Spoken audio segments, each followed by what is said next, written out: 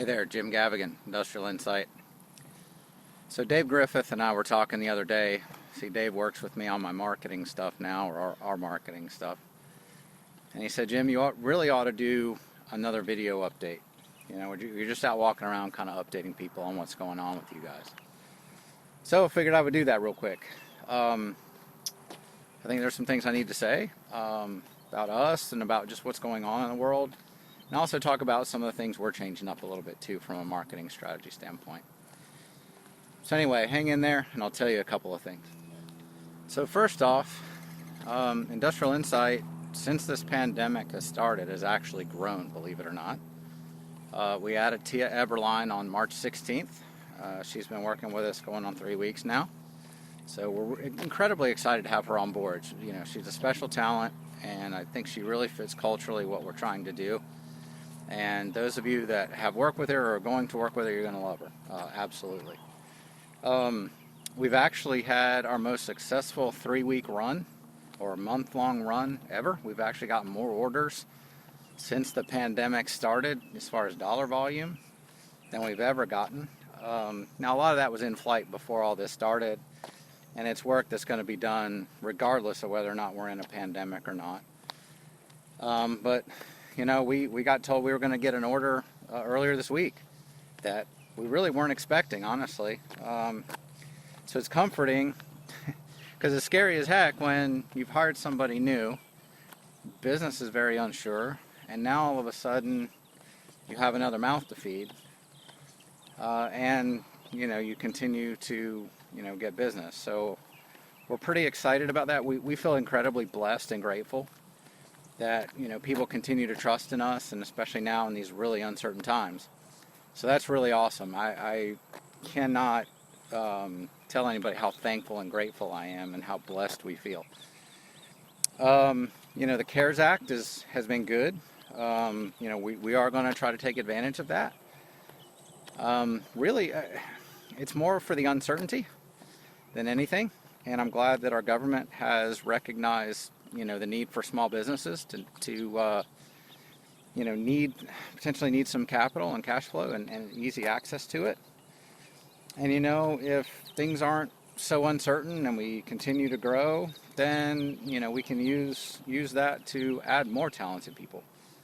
You know, because I have a feeling with all that's going on, there will be some really talented people that'll get downsized, and we may end up having an opportunity there. So, you know, we're taking advantage of that. And, you know, I just want to tell all of you, as a small business owner, please support your small businesses out there. You know, people have really risked a lot to start a business, whether it's a restaurant, a salon, you know, a retail outlet, you know, some kind of like for us, a small consulting and integration business. You know, trust me in that we've put a lot on the line, and I really feel, you know, we live in a very service-centric area in St. Augustine, Florida. You know, and Christina and I did a short walk, or not really a short walk, but she wanted to do some photography last week around this time of day in downtown St. Augustine, and I just couldn't help but go past all these retail shops, restaurants, small hotels, bed and breakfasts. These people rely on foot traffic, and we don't have that going right now, and this would have been one of their busiest seasons. So, you know, I just really pray that, you know, as a country, you know, that we support our small business owners and those that work in the service industry, because their life is very, very difficult right now. You know, we're very blessed, and we understand that, but we're trying our best, you know, with whatever we can do to support them. So that's something that I, you know, ask all of you to do. But anyway, for us, we're okay. We're growing. There's 4 of us now, and, you know, that's double the workforce we had this time last year. So, you know, we're very, very blessed and fortunate. So as you guys know, we've been working with Dave Griffith on marketing for the company, and Dave came to me, I don't know, about a week and a half ago and said, hey, here's what I'm planning to put out for you in April. And I looked at it and I said, you know, I don't think that's appropriate right now.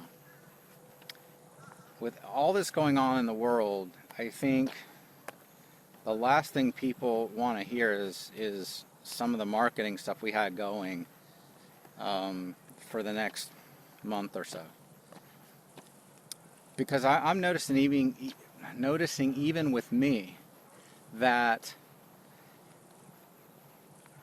I'm just really, I don't have the same appetite for some of the things that I cared about before this pandemic started as I do now, right? So there's a lot of stuff that I read about and listened to before all this started that frankly right now I just don't care. And I'm sure a lot of you feel the same way. You know, I'm trying to make the most of my time. I'm actually spending probably less time on social media right now because it's in a lot of ways depressing. And so what I told Dave I wanted to do is, if we're going to do something, which we are, matter of fact, I've got a blog post that's going to go out today. This video will release after I release this first blog, but I've written 3 blogs about having a remote workforce, and are you really ready for that? Because it's topical, and I think people actually might listen to that because it actually is appropriate for what we're doing and what we're all going through right now. And I think there's a lot of companies that really are not ready, have not been ready, and are probably still struggling with that, and this is going to happen again. So I feel like that was a good kind of message, and it was very topical. So you're not going to hear as much from us. It's going to be topical and focused on kind of what's going on and kind of some of our insights about it. A lot of times my personal insights about it. Because what I'm finding is those companies, and there's a lot of them, that are marketing themselves and or still sending out the spamming kind of emails like nothing's going on, I think it's tone deaf. And I don't want us to do that. I think all of us need to be very sensitive to what's going on in the world. And you know what? Let's tone down our marketing. Let's be very topical. Let's try to meet people where they're at with what they're struggling with. And maybe be very encouraging and give them thoughts and strategies that might help them through this, or help them the next time this comes up again, because I believe something like this is going to happen again. So that's going to be our message. We really do not want to be tone deaf. I personally have struggled, with some of the writing. Even coming out and shooting this video, it's a beautiful day today. It's a bit of a struggle for me to do this, because just mentally it's draining with what's going on in the world. So we're going to push through that, and we're going to try to do things that are encouraging and helpful. So one final set of thoughts. Had a long conversation with Marcus Young yesterday, who's our financial advisor.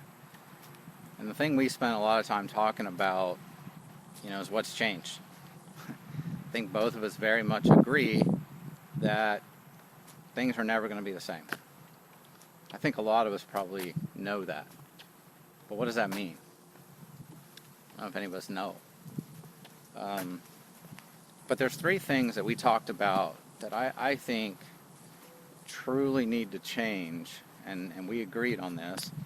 And the first one, Dave Griffith and I have also talked about, is it's time for our manufacturing companies, really in this country, you could probably say globally, but I'm going to address the U.S., really needs to change. I think this has been a hip check. And I think probably a lot of companies were pretty unprepared for what has just happened and what is happening. And I think it's now that you learn how to be as lean as possible and be as digital as possible. Because I truly believe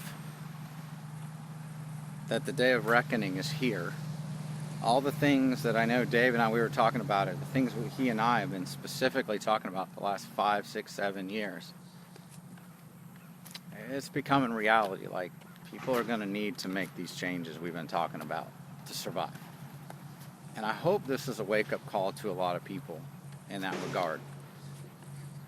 I think long term, this pandemic is going to be an opportunity for us as Industrial Insight to provide more value to our customers and to grow.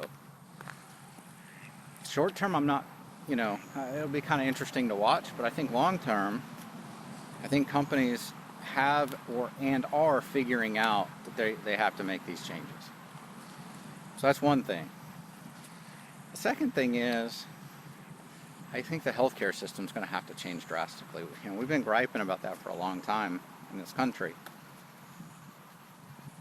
And, the healthcare workers themselves, absolutely heroic and have done just a magnificent job. I'm encouraged by watching the federal government, local governments, private industry working together like never before to meet the supply, the demand, of what's going on right now. So I'm highly encouraged by that. All politics aside, I think leaders in this country as a whole have done a really good job on both sides, keeping politics out of it, keeping the main thing, which is keeping people healthy and getting us past this pandemic. And I'm really proud of that, and I get really sick of all the pundits on both sides, both party sides, talking about how bad the other one's doing. Now is not the time for politics. Now is the time for leadership. Unfortunately, I see the governors, the president, the local officials, for the most part, are doing that. At least privately. Maybe not publicly, but privately, which is really where it's important. But I think the healthcare system as a whole has been neglected.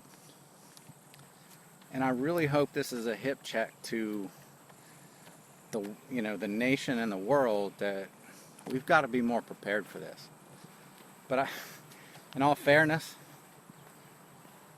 just 6, 7, 8 weeks ago, could any of us have predicted what's going on right now? Probably not. A couple years ago, absolutely not. That a pandemic would bring the world economy to a halt. I don't know, but I think now, we need to be better prepared.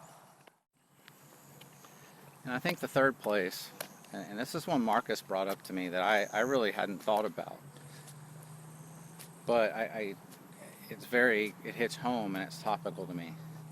So our education system needs to change. So my youngest son's still in high school. He's a sophomore at Nice High School over here. And they've gone to all digital learning.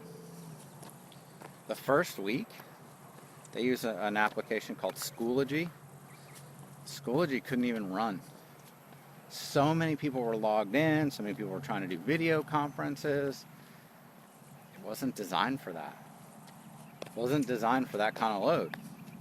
What I've seen with some of our customers is their VPNs and their applications and the way that they do things weren't designed for this kind of load of this many people remotely. But back to education. You think about it right now, no testing, no standardized testing. I don't see nearly as much busy work. He's getting his stuff done in probably 4 or 5 hours. And he's spending like 8 hours at school. So the thing I ask is, how much wasted time is there? Teaching to the masses. I don't know. I don't understand why we can't tailor the needs to our students instead of teaching to the masses. We have the technology available. Why can we not do that? But I really think our education system needs an overhaul now, and I think we're figuring that out. So those are some things I think need to change. The world's never going to be the same. We don't completely know what that means, but those are some of the things I think are going to have to change. Take care, everybody. Thanks for listening.